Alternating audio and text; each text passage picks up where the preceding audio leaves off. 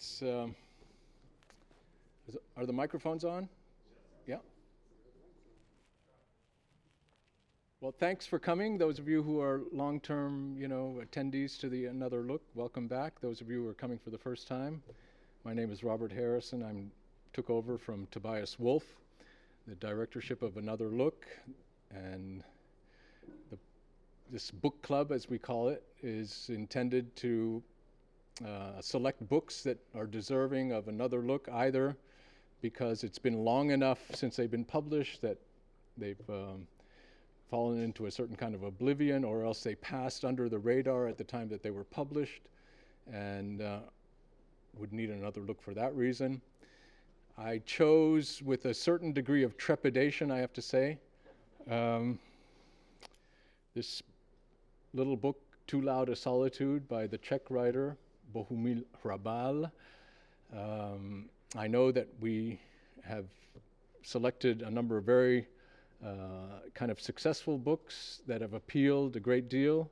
This one is probably a little bit outside of that genre.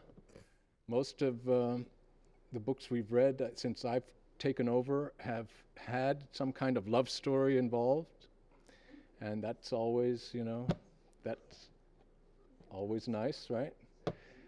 I would like to suggest that this book tells a different kind of love story, very unusual love story, and it's the story of the love of some character. All we know is his name is Hanta. We don't know exactly how old he is, but he has a job in a kind of basement, a cellar, and in that respect he seems to belong to a genre that is familiar to us from Dostoevsky, who wrote a book called The Underground Man, and I think there are many allusions to Dostoevsky's Underground Man in this book. And our protagonist has a love of books, like we all do in this room. And it's not just the love of books as objects. It's clear that he is fascinated by the materiality of the books. And of course, his profession is one that obliges him to reduce these beautiful objects, in his eyes, beautiful objects, that have, for anyone who knows how much goes into the making of a book, certainly Hanta knows how much goes into the book, not only by the author who prepares the manuscript, but then the editors and the publishers and the bookbinders and the booksellers and the book editors and the reviewers. And there's an untold amount of unacknowledged work that goes into, making the book. So on the one hand, it's the object, the book object, which our protagonist is committed to, but there's only one place in the book, as far as I could tell, there might be others, where he states to us explicitly what these books do for him in their content, rather than just their objecthood. And I would like to just read a few sentences. It's from the first chapter, and it's when he's going home after drinking a lot of beer, hard day at work, and he says that I was yet smiling because my briefcase is full of books, and that very night I expect them to tell me things about myself I don't know. And I would venture to guess that most of us here come to a book event like tonight because we believe that books, certain kinds of books, know us better than we know ourselves. And that's one thing about works of literature and certain works of philosophy. Hanta seems to be more interested in books of philosophy rather than books of literature, but it's this idea that a book can know me better than I know myself, and therefore my encounter with a book is an encounter with unsuspected aspects of my own being, either psychologically or socially, or philosophically. And he goes on to say, so I walk home like a burning house, like a burning stable, the light of life pouring out of the fire, fire pouring out of the dying wood, hostile sorrow lingering under the ashes. And this idea that you can be inflamed by the reading of a book, I think, is a kind of love declaration that we get early on page 7, on behalf of Hanta, who goes on to say, to conclude that chapter, I can be by myself because I'm never lonely. I'm simply alone, living in my heavily populated solitude, a harum scarum of infinity and eternity, and infinity and eternity seem to take a liking to the likes of me. And you can't ask anything more from books than that they will allow eternity to take a liking to you. Hrabal, as you all know, was a Czech author. He wrote this book in the 70s, and therefore it was during the communist era. And I think that you'll have noticed how much the genre is connected to what we call the absurd in literature. There's an element of absurdity as well as an element of, let's say, humorism. Humorism is a word I'm borrowing from Luigi Pirandello, the playwright, the Italian playwright, the early 20th century. He wrote a little book on humorism. He said humorism is a genre that is neither tragedy nor comedy, nor is it irony, nor is it caricature or the grotesque. Humorous literature is a literature which proposes images that at first blush seem to be comic images, but they're constructed in such a way that the author obliges us to reflect upon the comic image or the comic figure.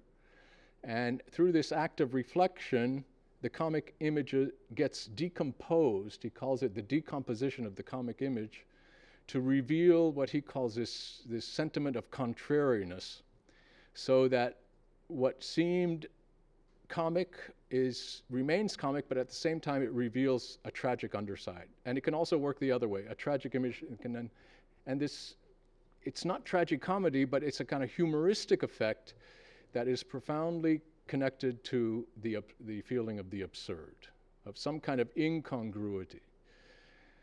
And neither of us here tonight is an expert on Czech literary history, and I really,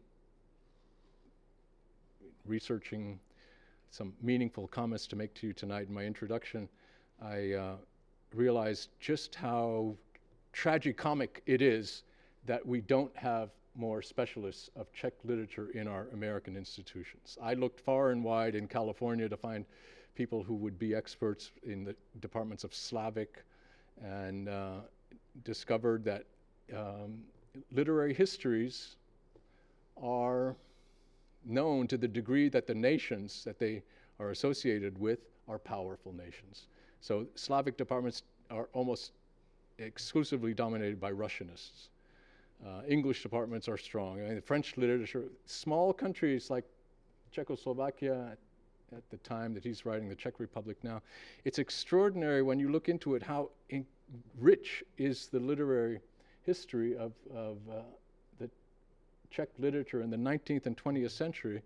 And some of that I know well, for example, Karel Čapek, whom I discovered by chance, but then read everything I could find in English of him, and learned how much he was just one of very many different authors of the 20th century. I wrote all their names down. I'm not going to, kind of list them here, but Hrabal, like the others in this tradition, is strongly absurdist, and this is actually prior to the communist sort of takeover in Czechoslovakia, but you have to say that communism, the communist regime in these Mitteleuropa and Eastern European countries, it exasperated and aggravated the comic, let's say humoristic type of literature, because you have to imagine the kind of absurdities that were the reality, culturally speaking,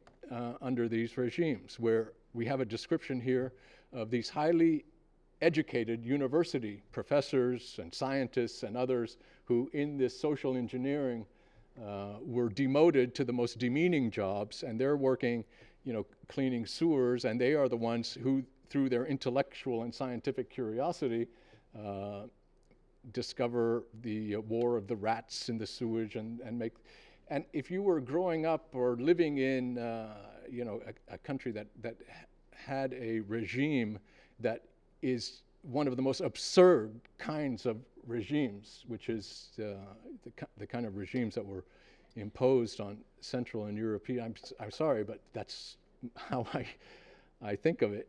That you could not write a literature which was in a certain sense not humoristic. I think it's just the only way to respond to that. So there's definitely this sort of intense subtext where you have this, what I would call this reduction of meaning to matter. No? The meaning the books, and the reduction of these books to their brute, crude materiality.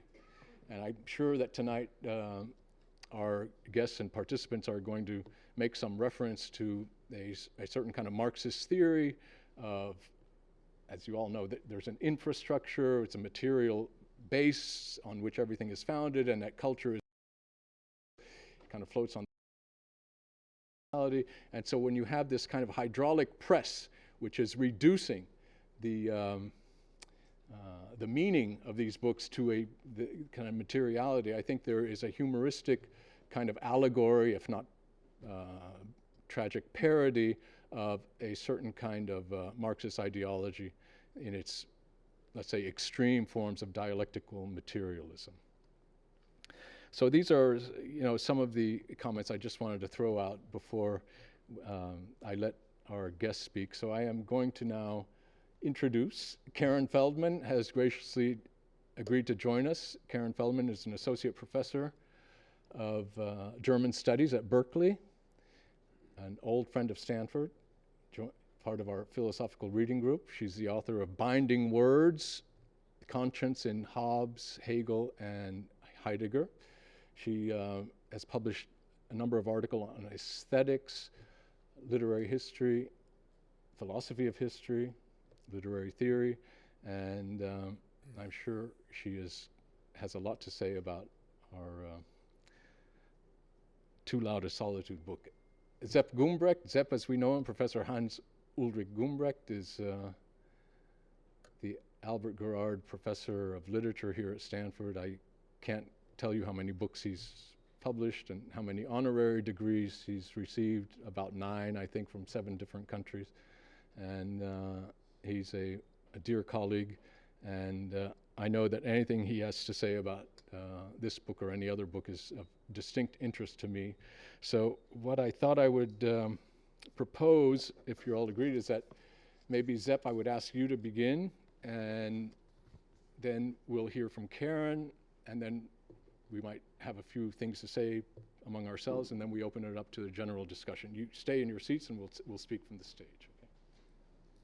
Okay, so let's start. Can you hear me? Yeah. Yeah, let me start by saying that I was very grateful to Robert, not only for the invitation. I'm not even that grateful for the invitation because we do a lot of things together anyway. So if at some point he would not have invited me to the book club, I would have been offended. So, but I was grateful for the choice of that book, because somehow I read much less fiction than Robert does. I should, but for some reason I don't find the time. I was extremely happy that I read this book.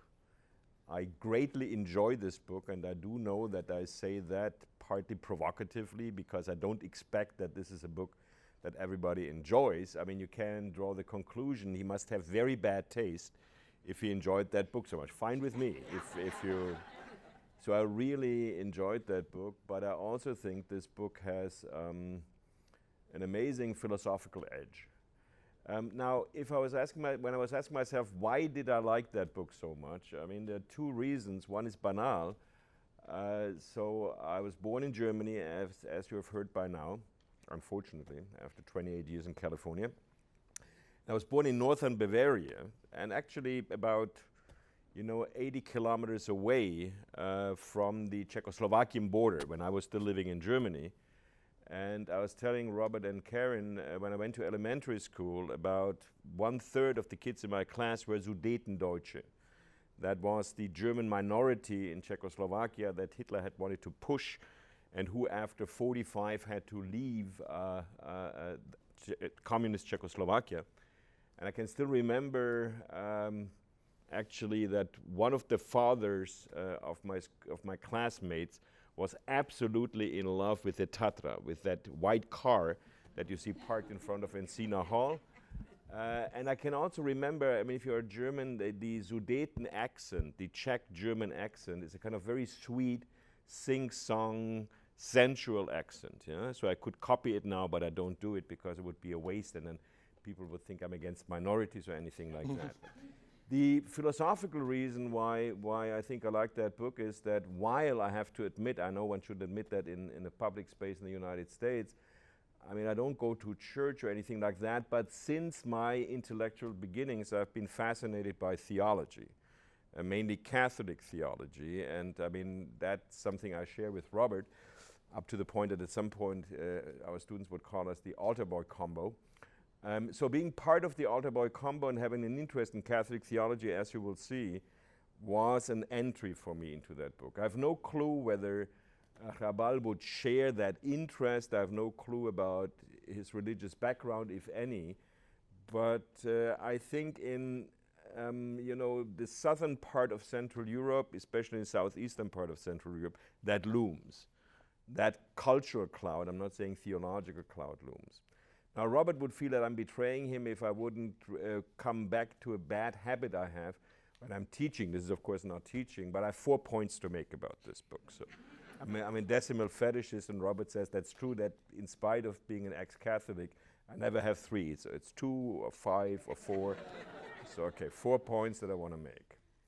In the first place, and to use a concept that is now much en vogue in literary criticism, I mean, as you have all seen in reading it, this is a book that exudes with the abject. I'm not saying it's about the abject.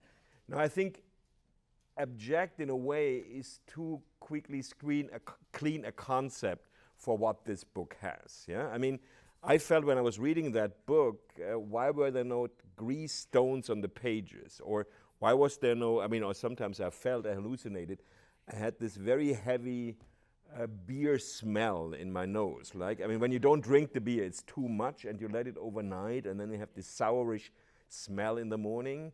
So that is the better part of the abject, but there was also these rats and in the sewers, right?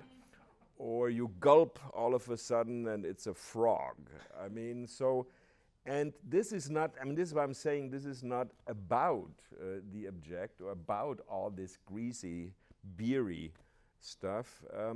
This is a book that makes you feel that you are inhabiting a world of that. Yeah? There's the underground, the food, there's always, whatever the protagonist is eating can have a frog inside. The only, I mean, maybe that's always clean, but the only thing in the book that could be potentially abject, off-putting, are certain types of sex. That is actually an absence, yeah? That could be, of course, a heavy you know what I mean?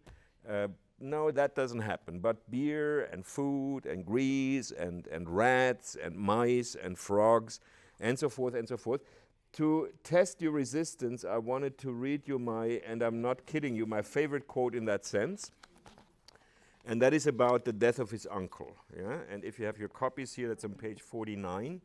So when somebody calls him that they have found the corpse of his uncle, the protagonist, and says about the uncle, he lay there on the signal tower floor for 2 hot weeks before one of the engineers found him coated with flies and worms, his body running over the linoleum like an overripe camembert. I mean, that's about a typical quote. The undertakers picked up what had stuck to his clothes, then came and told me what had happened, and I went and got a shovel and trowel and scooped him bit by bit off the floor, fortified by a bottle of rum that the undertakers had given me. And then comes something, and so forth. But I see you are resistant. I mean, nobody has really fainted or anything like that. But I find this is important in this book. And then comes something, and I will come back to that point, that I find very interesting. So this is not only about the object. You know, those among you who have studied linguistics or literature know that the sign concept you use today in linguistics is the signifier and the signified. But a more age-honored time concept is the Aristotelian concept, and that's very different, and that's one Catholic theology is dwelling on, and that is the sign consists of substance and form. Now imagine form like camembert or like water, and a substance like camembert, like water, and then you give it a form, yeah? And that's what he's doing actually, because there's only substance left of his uncle, greasy, gory substance, and then he kind of, like a sculptor almost, produces his uncle and puts an edition of one of Kant's critiques in his hands, right? I mean, this is not just a gory environment, a greasy environment, this is also substance to which you can give a form. Now you are through my point one. I hope I'm doing fine time-wise. Now point two is about rhythm in that book. I find it amazing. I mean, it has a rhythm sometimes, if you know something about epic in general, medieval epic in specific. In French medieval epic, something like the Song of Roland, it is characteristic that subsequent stanzas or strophes, but they're rather narrative units, they overlap. And they normally come back to the same beginning. They have a formula with the same beginning, and that you have in this book. Yeah? I mean, though these, I haven't counted the chapters, but most of the chapters started, I've been doing this for 35 years. I've been doing that for 35 years, and at some point, if you wait for a narrative, you may get desperate, but strangely, despite these overlaps that are remindful of classical, medieval, ancient epic, there is some narrative progress. Yeah? At some point, you realize that Hanta has a dream, and that dream would be to retire like his uncle and then have a press of his own, so would have no boss, and he can practice this book compressing. I'm deliberately not saying pressing, book compressing, producing bales, not as a freelance person, but as an art, so to speak. That's his dream. Now, as you know, this dream would never be fulfilled, but there is also, and I will talk about that in a second, there is an ending. So there is a rhythm of the narrative, but it is a very slow, sometimes I would say syncopated rhythm. And I find that very interesting. And although, and unfortunately, and despite the geographic contiguity of my birthplace, I, of course, cannot read nor speak Czech, and I regret that. I regret any existing language that I cannot read nor speak, and there are way too many of them. But if the translation is a good one, and that's my impression, I feel that there's also an amazing rhythm of the prose. I mean, this is a prose that catches you. I observe myself sometimes, if books have this amazing prose rhythm, that I'm glued to the prose. I follow the rhythm of the prose, and sometimes that makes my impression of the content kind of blurry. I just follow the prose, and I love to read the sentences, and I get into the rhythm of the sentences. So far I have 2 points. This is a book about the substance of the object and of the gory. This is about inhabiting such a world, and in that sense the book is not even a narrative. In that sense it's a description of something, and the description, I know this is not a word in the OED, but that presentifies something, that gives you the impression that you can touch that. I mean, this is what I was saying, like being astonished about not finding grease stones on the paper of the book, and that goes together with the rhythm of the narrative, rhythm of the prose. Now, these 2 points together, so we are halfway through, reminded me of an author who I find one of the great, at least 20th century authors, and you will now not only, some of you think that I have very bad taste, you will also start thinking about my political and ideological position, but I'm referring to Louis Ferdinand Céline, yeah, who some people think as a narrative author is as important, if not more important, than Proust in the 20th century. I mean, Voyage au bout de la nuit is one of the great 20th century novels I've ever read. And that is also a book about the abject. To give you one example, the equivalent of the Camembert uncle, at the beginning of Voyage au bout de la nuit are heaps of corpses, World War I corpses, where all of a sudden Céline discovers grotesque forms. It says, you know, these 5 corpses heaped upon each other. Oh, I see there a French soldier in loving embrace of a German soldier, right? I mean, this is of course a complete, so this has an affinity.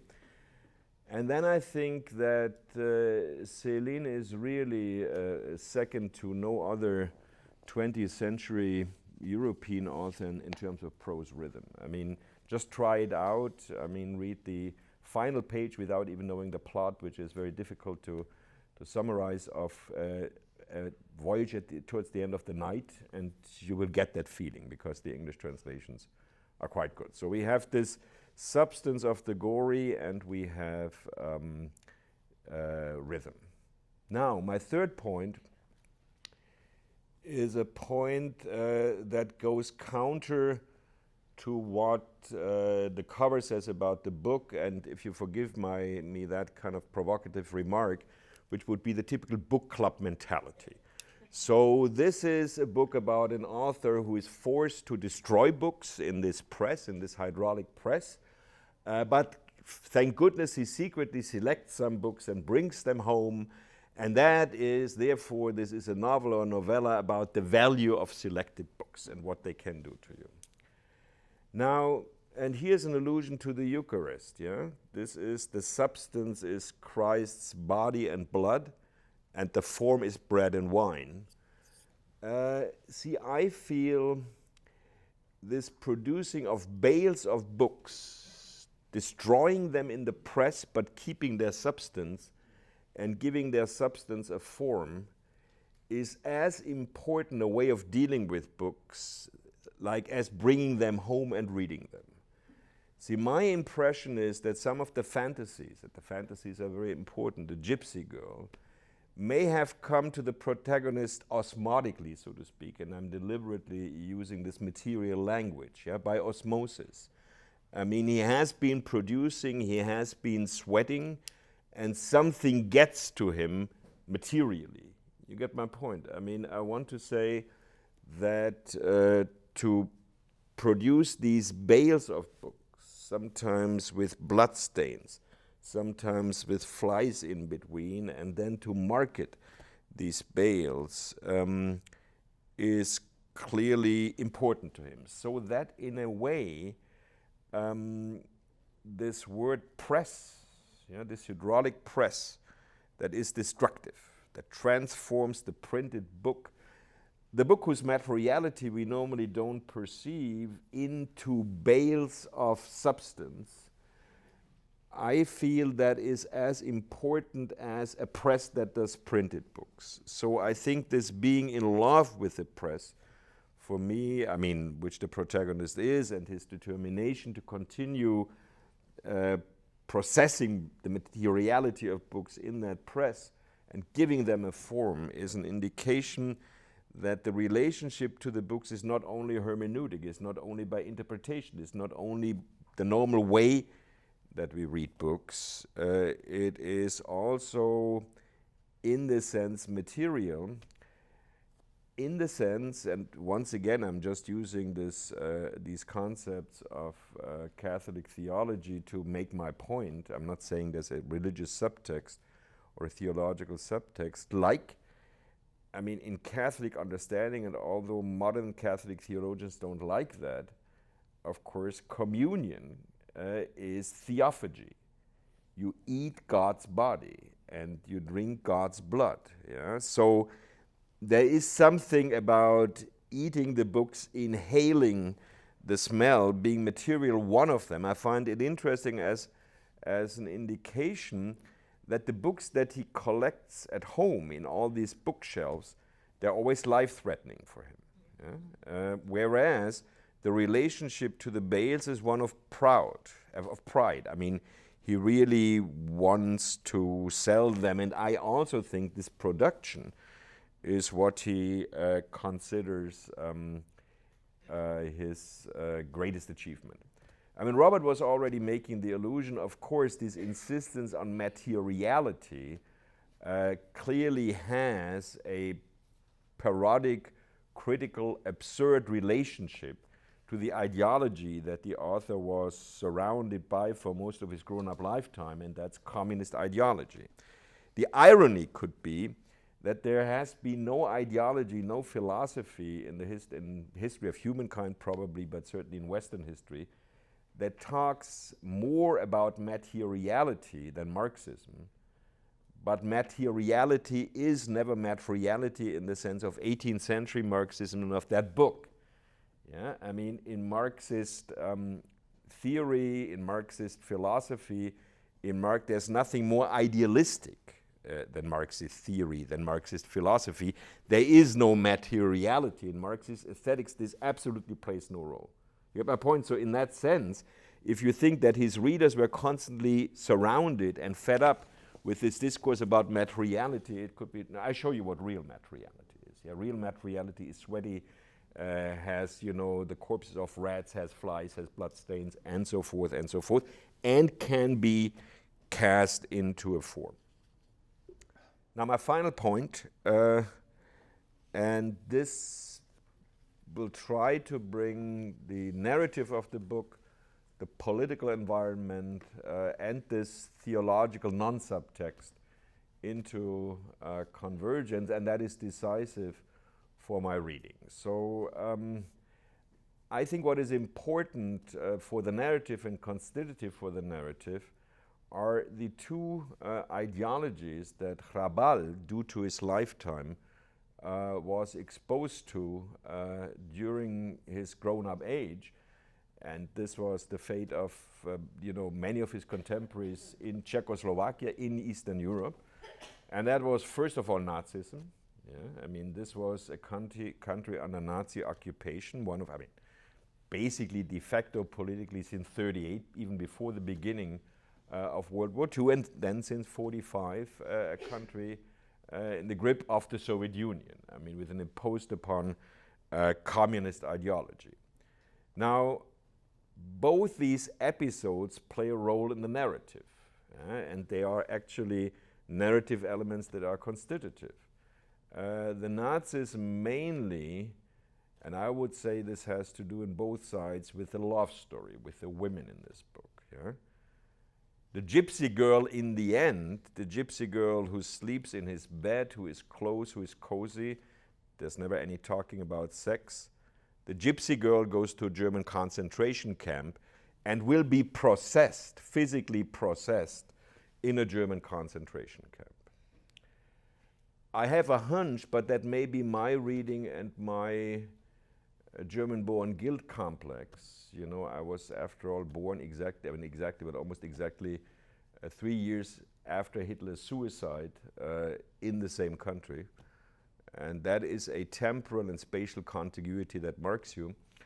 I have the impression that this other woman, and I don't know the pronunciation, Mancha or Mancha, mancha would mean in Spanish spot, stain, that she could be the fascist, the Nazi equivalent. I mean, not that she is a Nazi, but the sympathizer, yeah? I find it interesting, if you forgive my language, she cannot do anything without carrying some shit in public, yeah? May that be skis, may that be trances, dancing, and so forth, and so forth. And also it would be typical that at the end she has this mention, I would say, if you forgive my language one last time, this broad-assed mention, right? I mean, this is something that I would much associate with the Nazi establishment, and maybe with a certain connotation of what that meant, ass and broad-assed, in the Czechoslovakian context. But on the other hand, there is this gypsy girl who gets processed in the Nazi concentration camp and who provides at the end, when the dream of the protagonist to become independent after retirement, to process books without a boss, gets eliminated because there is this socialist factory. And this is, of course, a parody on socialist economy, needless to say. I also love the fact that the workers are wearing nothing short of wearing baseball caps. This dream is eliminated by communism, by socialist ideology, by socialist economy. So no independent state, so he has no dream. And then all of a sudden what rescues him, and I mean, if I'm correct, I have to say, is the dream, is the memory, is the imagination of the gypsy girl. But I will say is the gypsy girl. Yeah? The gypsy girl who makes him remember that he had built a kite for her.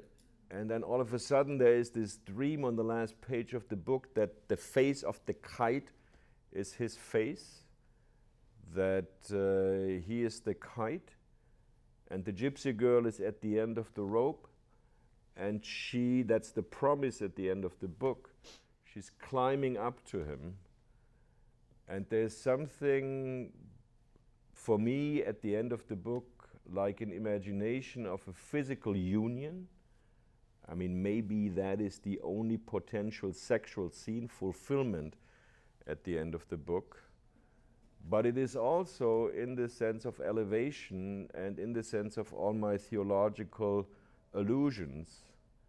It is a beautiful, at least for an ex-altar boy, a beautiful ending of redemption. That's what I wanted to say. Thank you very much, Sepp. A lot to follow up on, but Karen, you're up. Yeah, well, thank you so much for inviting me, Robert. Is the microphone working the way it's supposed to? Yes. Is it? Yes? Okay. Not very well? Oh, thank you. Okay, yeah. Now I hear it too. Well, it's really difficult to talk after that. This is such a tour de force. I think, yes. So this can be just a footnote to what Sepp has said, because I have some of the same themes that I wanted to mention, and also what Robert said. So just a humble footnote here about this, because and interesting that we do, of course, circulate around some of the same themes. I also thought, as Robert mentioned, about the way in which this is a book lover's book. This is a book that is full of references, above all, to philosophy. I started counting. There's Nietzsche and Schopenhauer and Hegel. So it's really a book lover's book. Even Schelling. Yes, I saw. She doesn't like Schelling. In any case, it's full of these philosophical references and names and some quotes.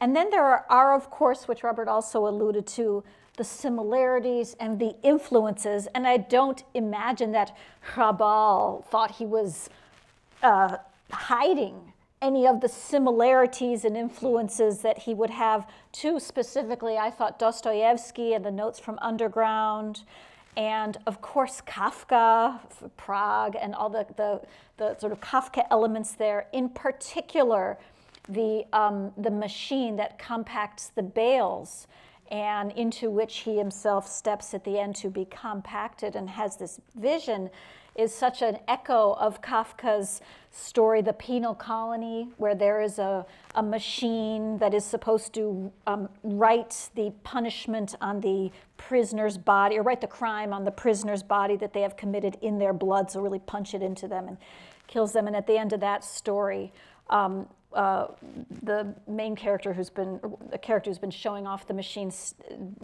in despair gets into it himself, and it destroys him too. So I felt like the Dostoevsky, the Kafka, and also Beckett references, even the way the narrative flows in this first person. So none of these stylistic elements and themes struck me as anything Hrabal was trying to cover up. I think it was really part of it being the book lover's book.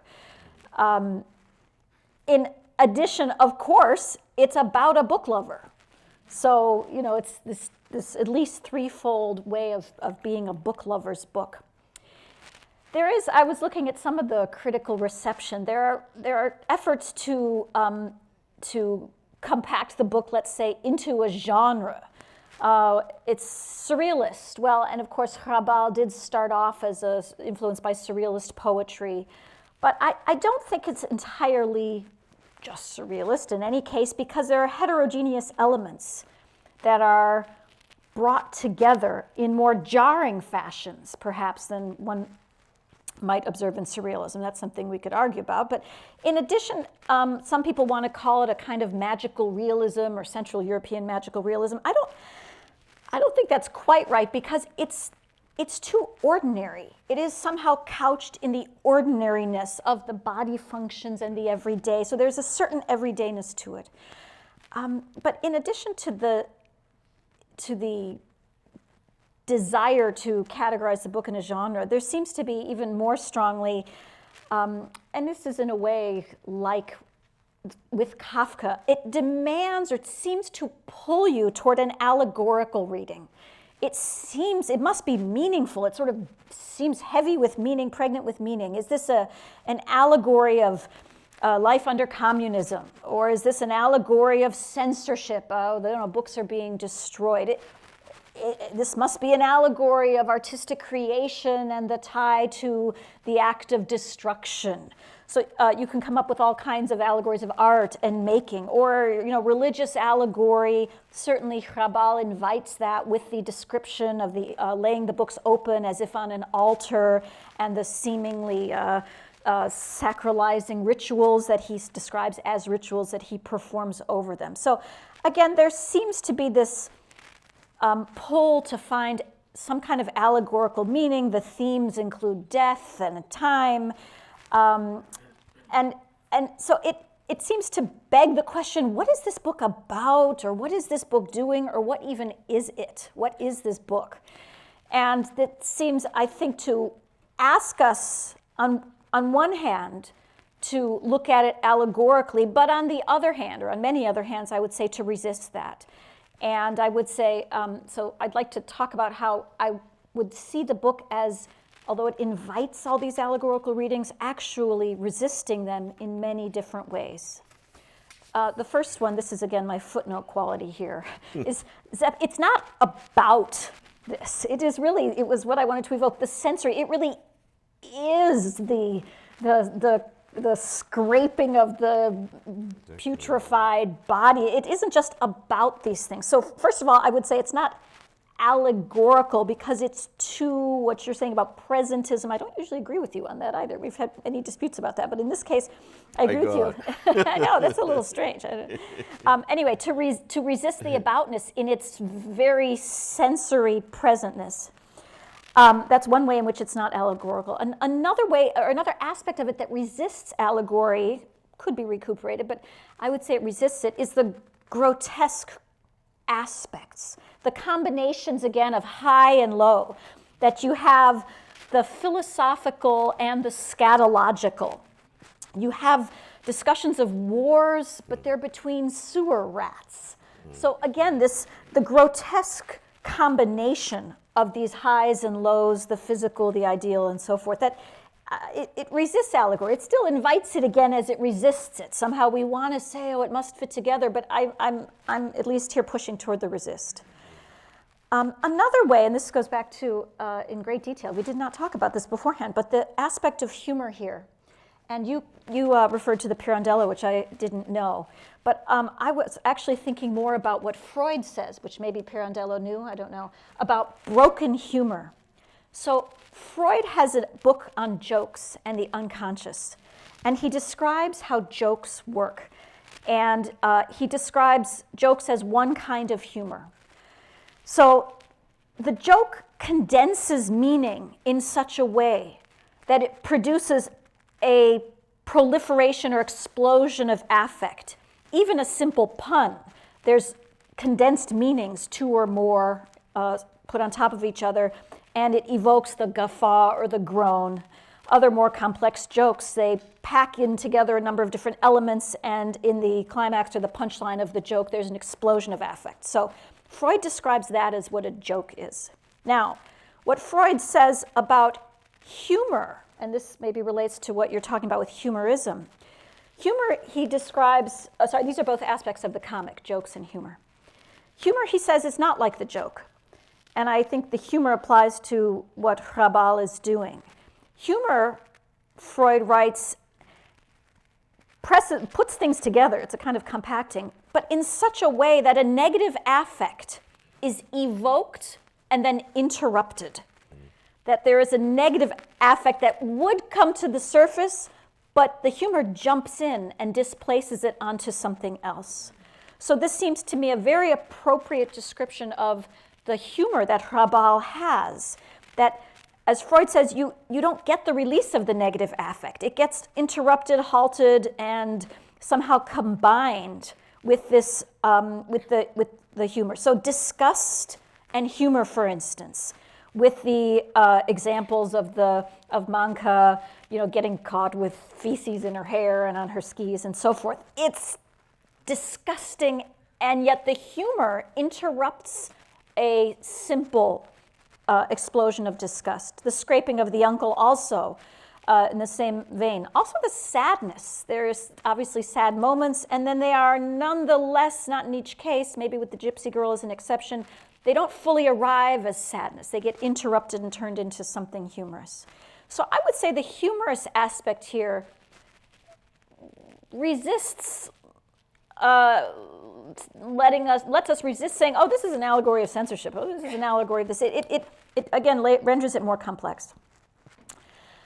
Another anti-allegorical aspect I would suggest of this book is the way, to come back to what has been said here, is the way that it combines these heterogeneous elements. So one thing I wanted to clarify here, I'm talking about allegory in the way that it is sometimes described as an extended metaphor, and the classic example here would be Animal Farm, and one pig is Trotsky and one pig is Lenin, and you just have to decode it, and somehow it's supposed to be therefore clear.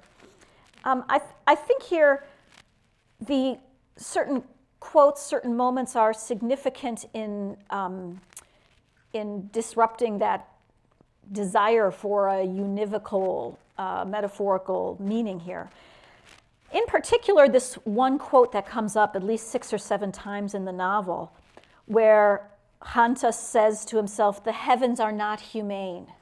And he comes up with that in their variations, and neither is anything with a head on its shoulders is one of them. Now, this is apparently actually a quote from Lao Tzu, who he refers to several times. But it also evokes Kant in certain very specific ways, and it comes up in one context, in a more philosophical context. Kant has a famous moment, and it's one of the only beautiful moments, maybe the only moment that you could say is actually in some way, appreciable in its form, where Kant says, there's one thing that astounds us and causes us to admire it the more we reflect on it. Namely, and it switches to the first person, the starry heavens above me and the moral law within me.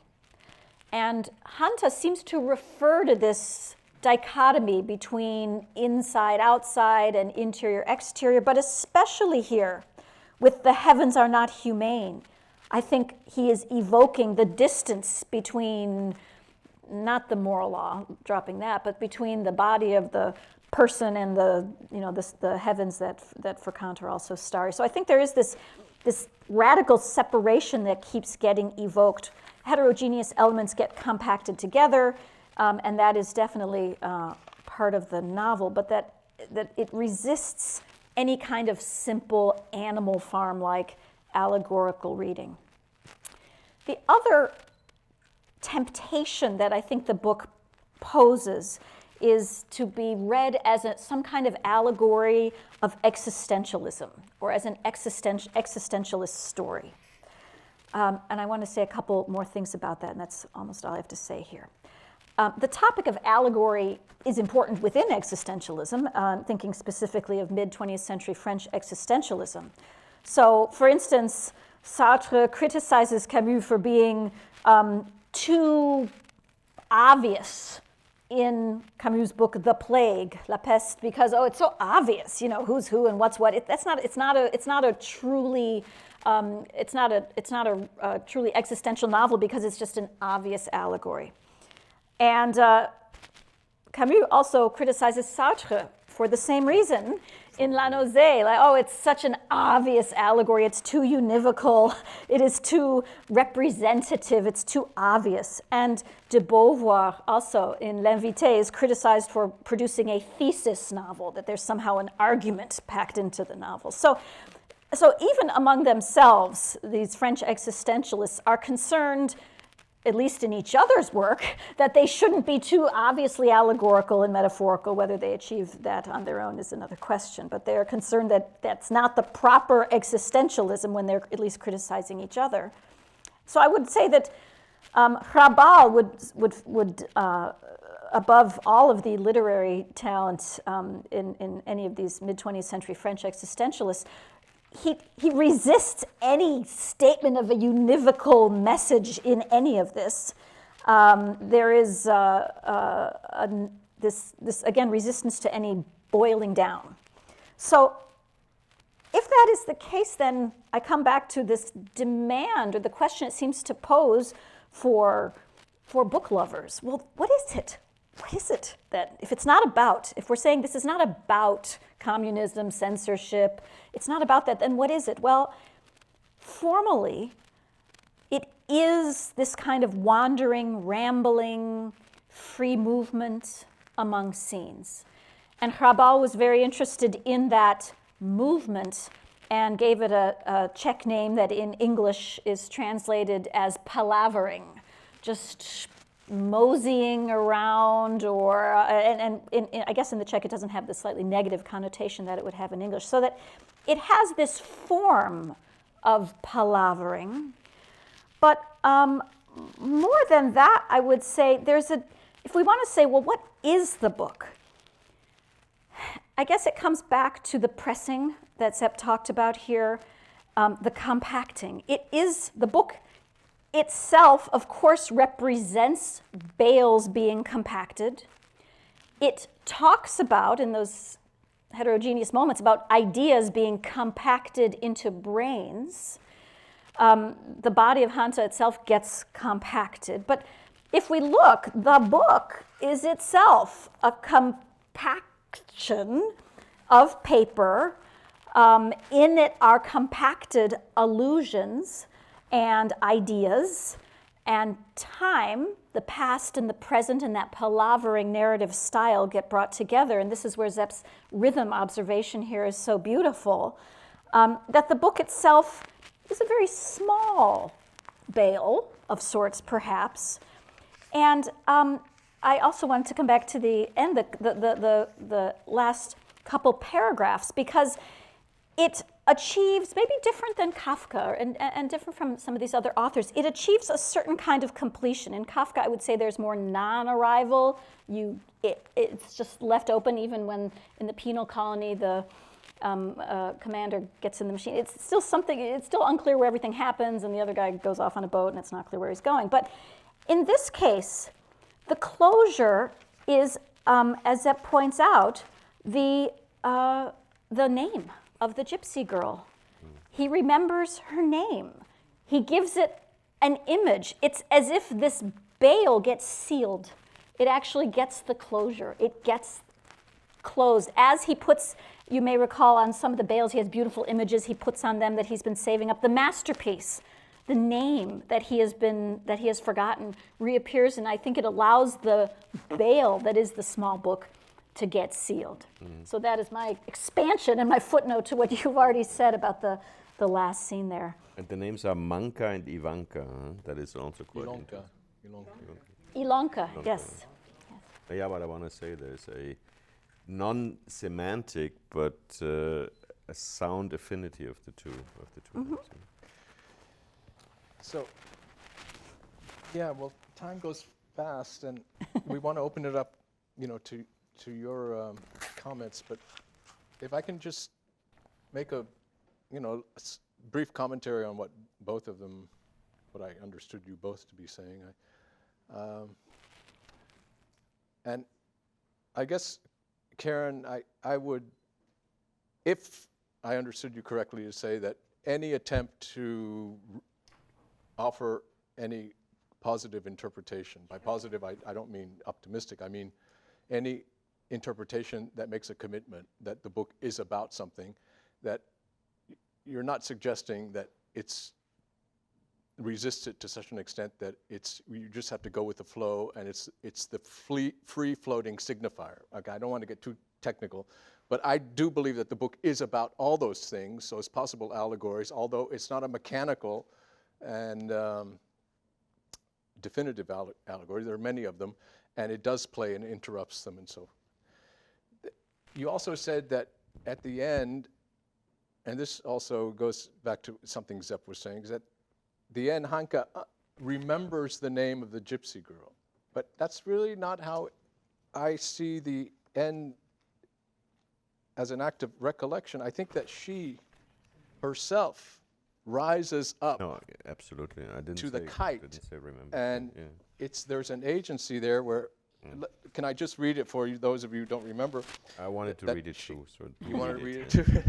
No. I had planned. I didn't want to be too long, but Right. I think it has to be read. But anyway, she's so, yeah. So beautiful. And at the moment of truth, I see my tiny gypsy girl. And the first time she appears, he calls her a tiny gypsy girl with the form of the Milky Way, Yeah. which is a beautiful image, but it's also taking the gypsy girl out of the terrestrial sphere and putting her in the heavens, as you were mentioning about Kant's theory of the heavens. And there's an airiness.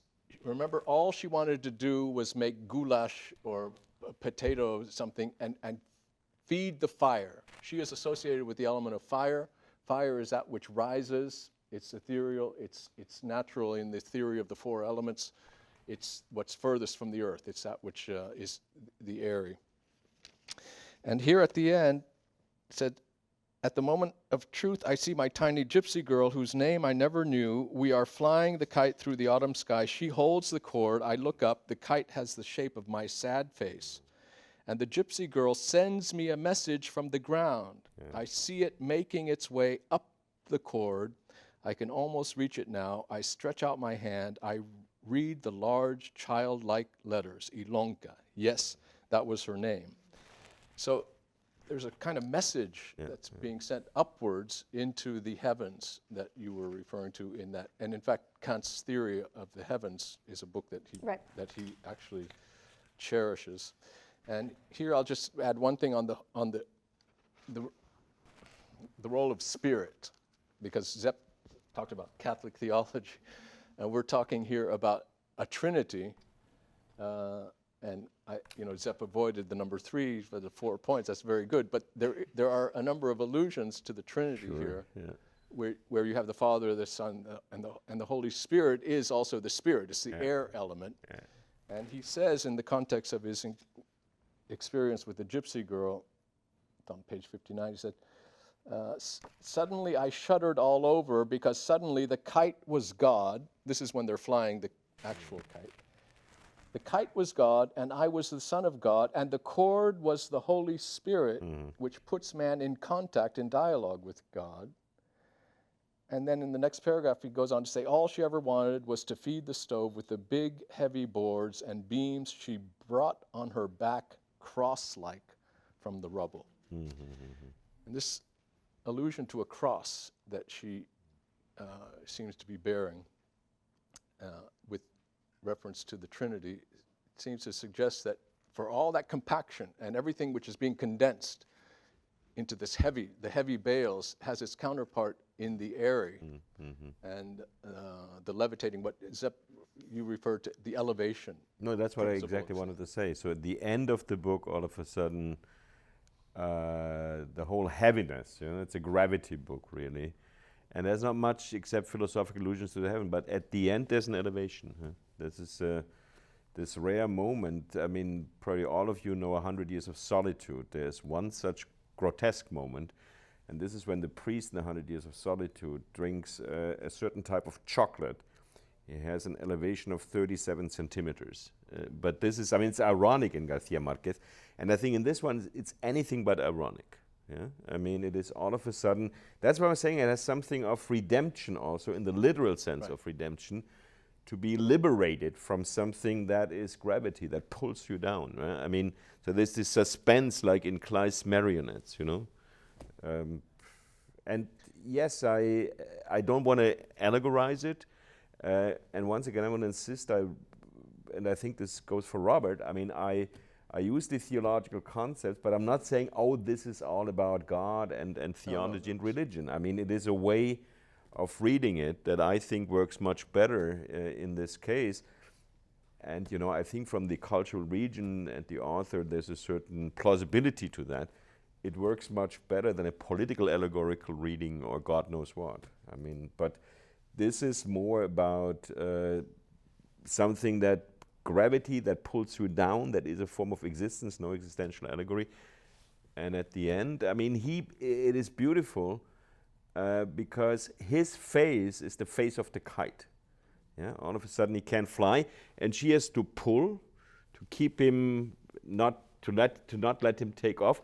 And then, as you're saying, this is not he remembers. She sends the name in a strange way. It's absolutely, I think this is stunningly beautiful. But I don't say that all the time. Right. So did you want to add something? Oh, I would say too, again, the pressing and the compacting would mean it's not univocally allegorical. Mm-hmm. It's not the animal farm, you know, obviously not that, but so that of course these individual moments all beg for this kind of, you know, for allegorical readings. And it's certainly not a matter of just, you talked about free-floating signifier, but it's not just, I'm not saying that, oh, this is just about the form, you know, the form of the stream of consciousness, because clearly the themes are evoked. You know, the Nazis are mentioned, the books are put on trains, you know, Auschwitz. Yes, so that there is a concreteness to it that I would say it is definitely not just a formal achievement. So that again, the form content, I was thinking with the Aristotle as well, that the contents are there as if they are, I mean, it really is in that sense Bale-like. I think the Bale is the right thing, because they are in and out of each other and compacted onto each other and not woven together, but pressed together. Mm-hmm. So I think that's the appropriate. Yeah, compacting is, you used that, it's beautiful. Yeah. So one reason this book was chosen, I'm using the passive voice. Well, that was me. It's also because I believe that it has in addition to all those other, let's say, themes and interrupted allegorical meanings that belong to its time and place, and Nazism and Soviet communism and so forth, I think that there's something in the book that speaks directly to our own time and things that are happening in our, you know, where the fate of the book is clearly in some kind of doubt from maybe a different process. It's not so much this brutal industrial compaction of the hydraulic press, but there's a way in which maybe the opposite airy virtuality of our libraries at stake. But also, I think also reductionism. I think that we live in that the dogma now, especially in the sciences, many of the sciences, is that of looking for reductive explanations for everything that has to do with the cultural realm. And by that I mean that human behavior is more and more interpreted in terms of evolutionary biology, or other things about genetic reductionism, or other kinds of ways in which we are looking to an interpretation of ourselves, of our cultural lives and forms of manifestation in terms of some kind of material base, one way or another. And that it seems like at a certain point our present culture is in need of a lot of Hantas to come to the rescue of something that seems to be under threat. So, I mean, I wanted to pick that up. I mean, so I have this beautiful privilege that some faculty have here at Stanford, but it's a deserved privilege. to have a library carol, one of those anonymous offices in the library. And I have to say, now they're moving more and more Stanford library books to Livermore for ecological reasons, because it's cheaper. And the Glory, Glory, Hallelujah, they are all made available electronically. Yeah? So all of a sudden I go to my carol in the second floor of Green Library, and on third floor of Green Library, and go through empty shelves. That is an existential loss. The information does not get lost. But what I want to say, what this book is also all about, I mean, this is just an extension of what we have been saying, that knowledge objectified in books is something that requires space, that can surround you. I have to say, I love having this carol, not only because it's anonymous and nobody knows where I am, and I don't have a cell phone, so it's fantastic to work, but I'm also surrounded by books, yeah? And that is something that is getting lost, because existentially, I mean, not you book club people, but you may be sinning in a different way to always want elevating values in books. No, I mean, you know, we are at an age where probably all knowledge that humankind has ever produced fits on one chip. And if it's not the case yet, it will come, yeah? So that means the non-substantiality of knowledge. Yeah? It all gets reduced to information that can be processed. And our students are sometimes absolutely fantastic processing text very quickly and getting all the information out of it, but they wouldn't get the rhythm, which I think is something that is in the realm of substance. Yeah. So I think this book is also not about, but presentifies massively, almost not aggressively, sensuously, this materialized, embodied knowledge. Yeah? In the sense, and I will once again hit the brake, that we all know that a class of 15 plus people sitting around a table, and Robert and I prefer wooden tables and discussing, is not the same as being connected by the internet. It is completely different. And I think this is what we as a university have to defend. I mean, our former president, a computer scientist, John Hennessy, was once saying, if Stanford ever would do something, like all the other top universities, it would not be Stanford at Singapore or Stanford at Abu Dhabi. It would be a liberal arts college with maximum enrollment for classes of 12 and nothing online. Yeah? And I mean, that may be very nostalgic and that may be financially impossible today, but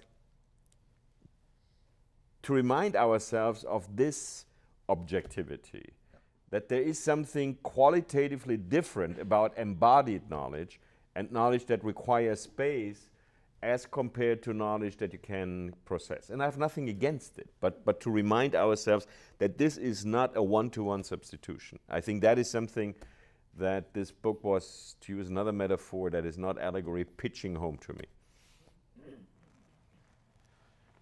Can we open it up to the audience? I think Sure. It'll all continue, so yes, please. Is this working? Yes. I don't know that much about the literary theory and allegory and criticism Karen was talking about, but I spent a year in Czechoslovakia in 1990, Wow. and this struck me as very typically Czech. How about a very, very simple, straightforward reading of, typical Czech literature built up not only of communism or Nazism, but centuries and centuries of being a small intellectual country aspiring to much more and constantly being trampled on and not even getting a Slavic department, right? A Czech department to study. And that's sort of a take I found on that. And many other Czech authors seem to me to have this similar absurdist tendency, and real life there was bizarre, right. I found. And also about this compact size. It was written in samizdat.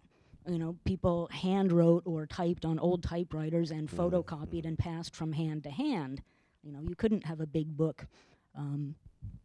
So maybe reality trumps allegory. Thank you. That's Yeah, just I mean, said. I didn't want to say that at the beginning because I'm not a specialist, but I was saying it reminded me of certain things of those families, of those Czech emigrants. And there is a word that I like a lot. It's a German word, actually, Stimmung. I mean, this is something like the atmosphere of a book. Yeah, I mean, the flavor of a book.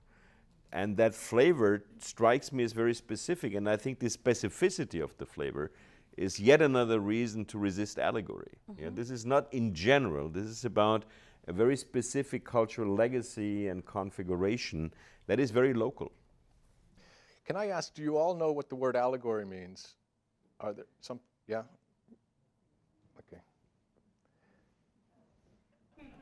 All those who don't know, raise their hand. Yeah.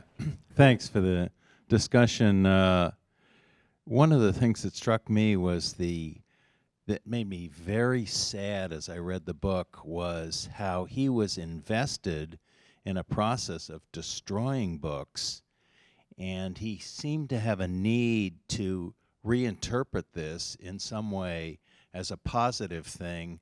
So he would destroy books, create the bales, and he would cover them with a beautiful painting, and he would occasionally pull a book out and give it to somebody else or take it home. So he was rescuing the books to a small extent, but basically he was destroying the literary culture and seemed helpless because that was his job and he was drunk most of the time. And that was very, very sad for me. And maybe you said it in your review, but I didn't hear it, that this element of his being required to be part of the destroying culture seemed to me to be a key part of the book.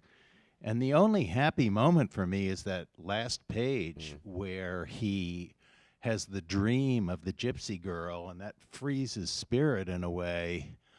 And I guess the gypsy is the person who lives outside of traditional cultural norms. And so when he engages with her outside of traditional cultural norms, he's freed. Otherwise, he's got his job where he's part of destroying culture. I mean, it's almost like being an attendant in a concentration camp. Your job in a concentration camp is to do whatever you do. And he had some version of destructive behavior in his job, and he had a hard time looking at that. He had to stay drunk all the time and pretend that he was doing good things. And anyway, I just wanted to add that comment to the discussion. Thanks. He also, there's a moment where he alludes, where Hanta brings up the image of these girls I think it's in a countryside town, who are in charge of eviscerating chickens. Live chickens. As they go by, they tear the guts out of them. And I think Hanta compares that to the children tearing the pages out of the books. And so there is this slaughter feel, something's being slaughtered. It gets sacralized, especially when he opens a book sometimes. So there's the secret in the middle of some of these bales, that he opens a book to a special page. And so that that's where it turns into this artistic creation out of destruction, but it's a pretty dismal, creation. I completely agree with everything you said, but I think it is at the same time, just yet another theological concept, a transubstantiation. Yeah, I mean, he transforms the substance of individual books into those bales. So, I mean, and both things happen at the same time, and it is sad, and he is destroying. And you are right. I mean, one can say he has to be drunk all the time to bear it. Yeah? And he brings books home. But at the same time, I feel there is this transubstantiation, and there is this, what I, for lack of a better word, call this osmotic association of books. Yeah, yeah? I agree with that exactly. That in order to have a communion, you have to also eat and incorporate, and in that sense, destroy, so that there's this kind of incorporation in a communion sense, which that is not in contradiction to it. Which is exactly what they don't do at the socialist brigade factory where they're much more efficient. It's clean. You can sympathize with Hanta's boss. I mean, he has a rather dysfunctional guy down there who doesn't get the job done. These guys are efficient, but they don't incorporate, they don't transubstantiate. And they are the ones who have what is really his dream, to go to Greece and have a paid vacation with a socialist regime.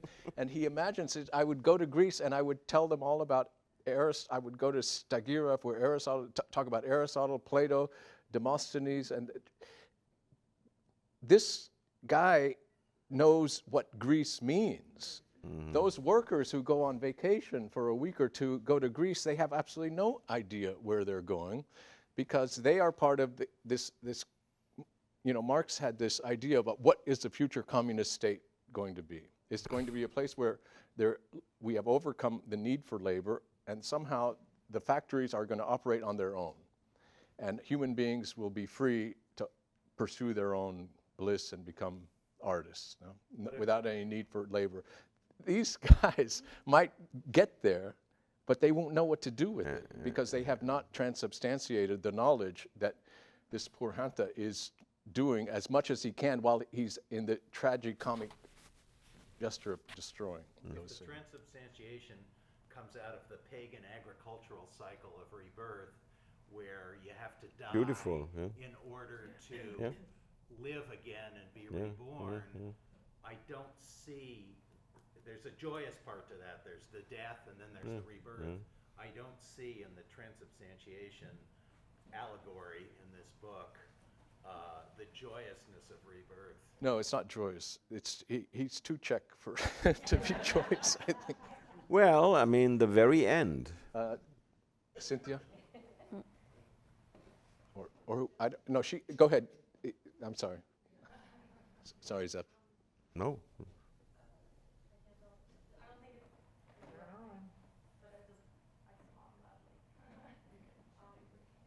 I missed the beginning because I went to just the very beginning, because I went to the Bechdel International Center. So you'll have to forgive me. But in sort of trying to think about where this book falls and like what it is, I was thinking about the title and about why it's called that. And of course, it's directly referenced on page 53 when he says, I felt beautiful and holy for having had the courage to hold on to my sanity after all I'd seen and been through, body and soul, in too loud a solitude. And slowly I came to the realization that my work was hurtling me headlong into an infinite field of omnipotence. And I thought that was sort of, I read that as harking back to the previous page when he says that Kant has written that in silence, an immortal spirit speaks in a nameless tongue of things that can be grasped but not described. And so that made me think sort of the book overall, but then also of the ending, the way he's hurtling headlong into this field of omnipotence reminded me of the way he's flying at the end.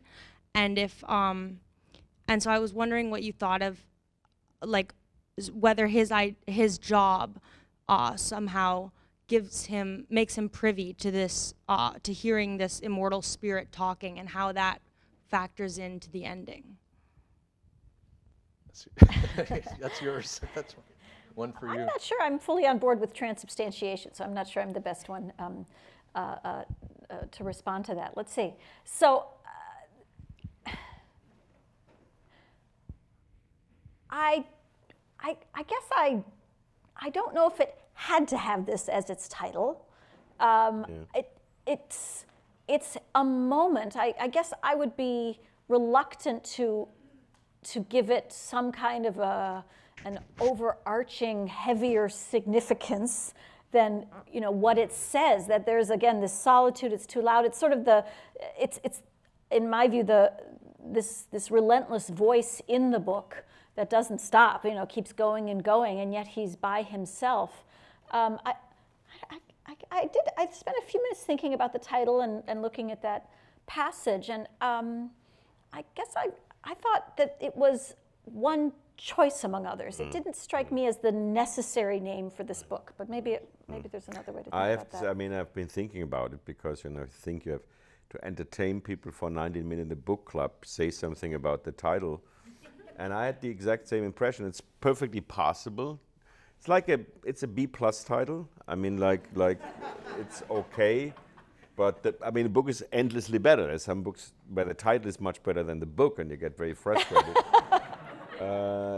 But the transubstantiation, I mean, I feel in a way, once again, the kind of reading that I did, I'm not proposing that. I'm not saying that's a normative reading. But if you buy into this kind of osmotic assimilation rather than appropriation of the book by reading, then you could think that what happens at the end, Robbie, that would have a lot to do with the way we do. You and I read Nietzsche. Karen reads it indifferently. Correctly. It's correctly.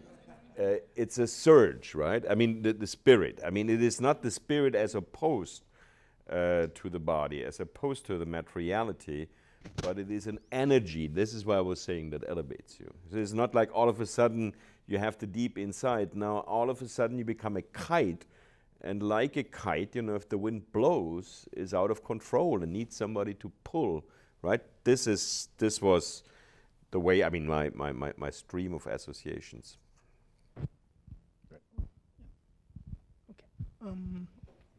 Yeah, that work. Okay. So I found it also very interesting to think about the notion of material, of substance, of matter. You can? Okay. Okay. I also found it very interesting to hear you a lot talking about substance, about matter, and about presence. On the other hand, I think that the book actually from the beginning somewhat resists to fully be absorbed into that kind of reading, especially since it talks, on the other hand, about meaning at the same time. If I'm just allowed, I give you two passages just from the first 2 pages. That's the first is on page 1. Okay, let me see. Because when I read, I don't really read. I pop a beautiful sentence into my mouth and suck it like a fruit drop, or sip it like a liquor, until the thought dissolves in me like alcohol, infusing brain and heart and coursing on through the veins to the root of each blood vessel.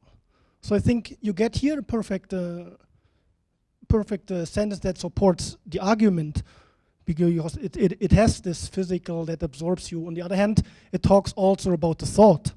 And on the next page, that's actually very interesting to think about the notion of the Eucharist, because he mentions this explicitly. When my eyes lands on a real book and looks past the printed word, what it sees is disembodied thoughts, flying through air, gliding on air, living off air, returning to air, because in the end, everything is air, just as the host is and is not the blood of Christ. I think it is, to me, somewhat an oscillation between substance and meaning. On the other hand, also at part a conflation, and I think to some extent one could read the end of the book in a similar way, when so that in the end his life becomes somewhat matter again, but in the end we are left with the story of his life in this book. What we are then asked, what is the meaning of that? So I think it is somewhat resisting to be just embodiment and substance. Yeah, I will not even comment that. I think this is very beautiful, and I wish I had said more or less something like that. I think it's interesting, the sentence that you read, or that thing about popping a sentence in your mouth, and it's like, it's about liqueur, no? And the idea that it would course through, I would sip it like a liqueur until the thought dissolves in me like alcohol, infusing brain and heart and coursing on through the veins to the root of each blood vessel. So this is an alcoholic's apologia for a relationship to books and to knowledge that takes it in and it burns with the same kind of fire that the gypsy girl is committed to, as opposed to what are they drinking at the brigade, socialist brigade compaction? They're drinking milk. Without frogs. Without frogs. So they're drinking I think Roland Barthes has this thing about milk versus wine, and that the antithetical nature of those two substances. And clearly the alcohol has a Eucharistic also kind of thing. But also those caps, those baseball caps that they're wearing are, does anyone remember what color they are? Yeah. They're yellow, which is interesting because the color yellow, I remembered that in Dostoevsky's Underground Man, that the color yellow occurs a lot. And I went and checked things. I found out that Dostoevsky hated, at least his characters, hated the color yellow. He found it the kind of most objectionable color. Tolstoy has a lot of yellow in his books, and Gogol, so someone has done a statistical analysis. Gogol has 4% of his colors are yellow. I think Tolstoy is 7 or 8, Dostoevsky 10.2. And he has this scene in The Underground Man, and obviously Hanta is an underground man of that. And he says at these reunions, kind of in the salons, I had to play the part of host to meet and entertain fat mercantile parvenus who were impossible by reason of their rudeness and braggadocio. Colonels of various kinds, hungry authors, and journalistic hacks, all of whom disported themselves in fashionable tailcoats and pale yellow gloves. And these pale yellow gloves the yellow caps seem to be the counterpart to the yellow gloves of Dostoevsky. I don't know what to make of it except that it seems to speak of a definite lack of optimism on Hrabal's part about the brigade, the future of these factories. One connotation, as we have Auschwitz and so forth, it is also the color that the Nazis used to mark the Jews. Right. Yeah. Yeah. I mean, and that happened, of course. I mean, there are many more Jews from the region that this book is referring to in Auschwitz gas than from what we consider Germany now. Yes, in fact, I wanted to ask both of you, so the mother, no one has talked, we talked about the uncle who's reduced to matter, but the mother's incineration,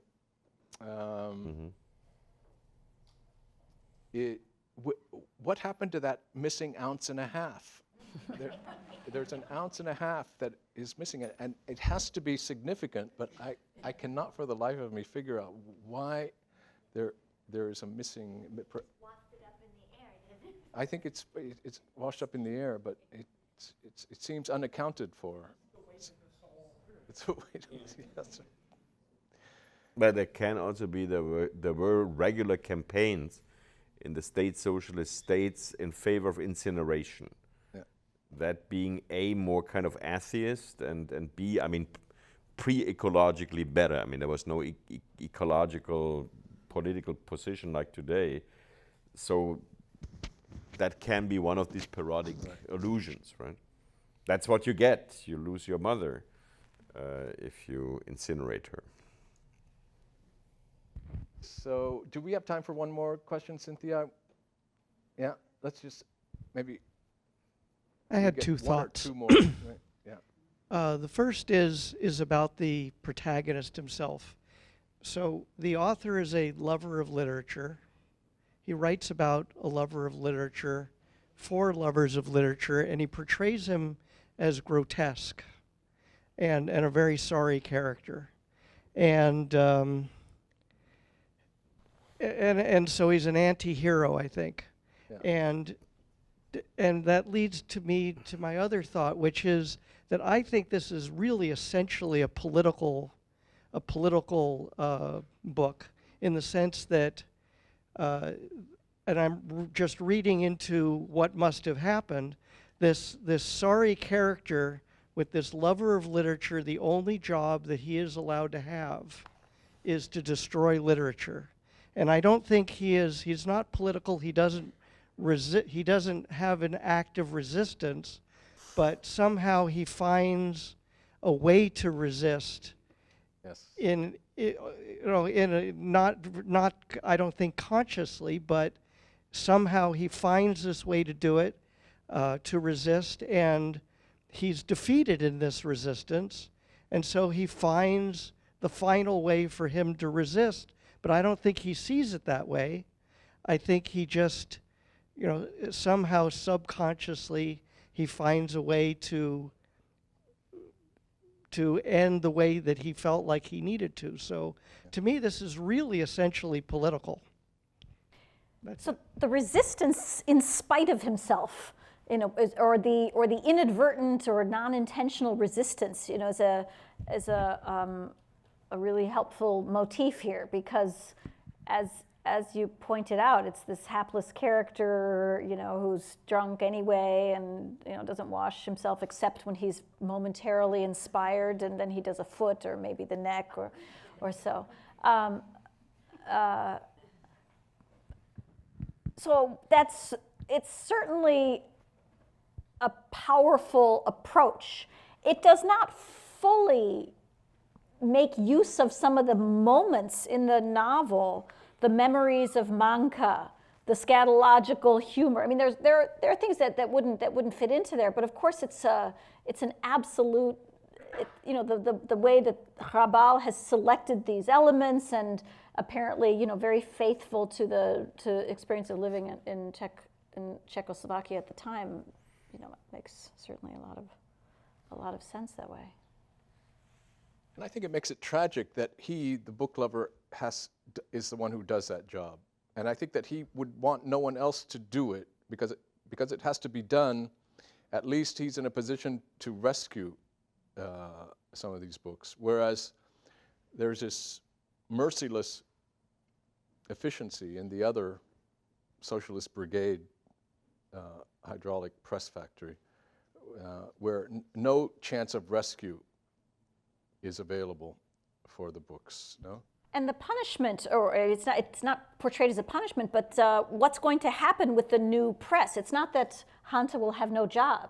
He'll have a new job, but his job will be to compact bales of of blank paper. Yeah, so that's again the insult to injury there, to only be given blank paper, which it's introduced inexplicably. I mean, well, I would do, what's all the blank paper now going to be compacted? But the books are going to go, like the chickens to the girls, are going to go to the big compactor, and he'll have some job with blank paper.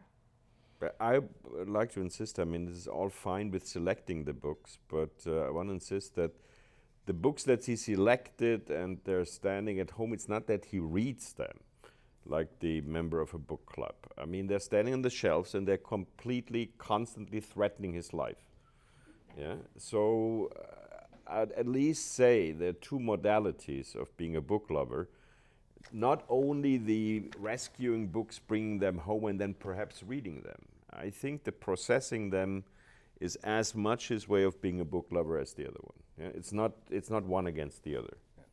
But as I read at the start, in the introduction, he does actually look for, when he's going home home with a certain happiness, because he's going to sit down and actually keep company with these books. He said he's not going to be lonely. He has this populated, loud solitude. It's loud because these voices are actually speaking in his mind. Sometimes, I mean, I have to admit, in my office here on campus, I have lots of books that I've never read and I will never read. And it is kind of funny, if some of them would disappear from the shelves, I would also miss them. Yeah, I mean, I have a complete selection of what Stanford Press, during years that I was on the press board, did on Asian culture.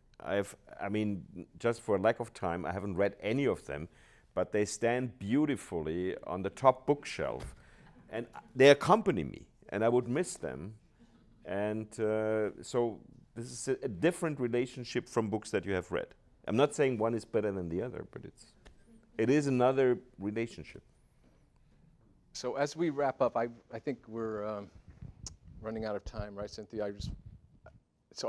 I have two things to say. I want to thank Cynthia Haven again for keeping all this alive and going. And for this meeting, we chose a relatively unknown author. In May, when we convene on the 15th, I believe, of May, is the next meeting. We are going to go in the other direction, but still, in relation to Hrabal, we're going to be reading Dostoevsky.